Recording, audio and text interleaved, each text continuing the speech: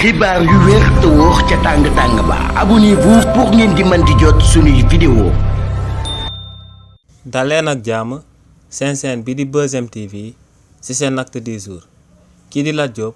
ginnaaw ba ko waa chambre d'accusation financier jëlee woon ndogal daal di koy jébbal akub liberté provisoire waa parquet général bu pôle judiciaire et financier dañoo songoon ndogal loolee biir cour suprême ngir ñu daal di koy neenal waaye tamit waa parquet général bu pôle judiciaire et financier yemuñ ci li ni mel ndax daal dinañuy ibbiwaat beneen dossier bu daal di toll ci 1,45 milliards de francs CFA di ci topp kookee di Lat Diop te daal dinañ ciy digale ngir ñu daal di ciy teg loxo ñett ñi nga xam ne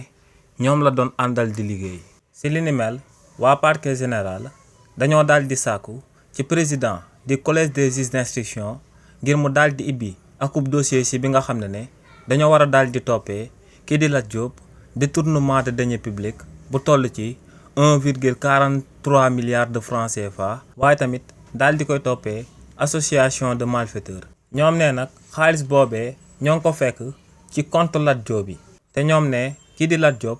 amul benn pièce justificatif biy firndeel que ne xaalis boobee xaalis bu leew la. ñoom ne ñoo ngi njort que ne Lat Diop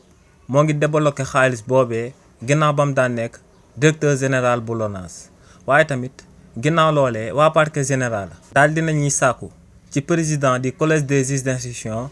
ngir mu daal di teg loxo Ibrahima Ndaw mi nga xam ne moom moo nekk ancien directeur de cabinet des ministres des sports te dafa daal di jot lu tolloog 355 millions de francs CFA sans pièce justificative te njort nañ ko ne xaalis boobee Lat Diop moom moo ko daal di jébbal. waaye tamit waa parquet général daal dinañuy sàkku ci président du collège des juges d'instruction ngir tamit mu daal di jàppalu ki ñu dippee El Hadji Assane Ndiaye ndax kookee tamit dafa daal di jot lu tolloog 100 millions de francs CFA ci coow loolee te amul benn document justificatif buy firndeel que ne loolee mu daal di jot alal lu lew la. waaye tamit ba tey waa parquet financier daal dinañuy sàkku ci président du collège des juges d'instruction ngir mu daal di teg loxo ki ñu dippee Abdoulaye Kairé ndax moom itamit dañoo daal di njorti ko ne dafa daal di jot alal lu bàyyeekoo ci Lat Diop te kookee tamit amul benn pièce justificative buy firndeel xaalis boobee fan la ko war a daal di jëlee. donc Lat Diop mi nga xam ne ñoo ngi doon laam-laamee ndax dina génn ci kaso bi waaw wala déet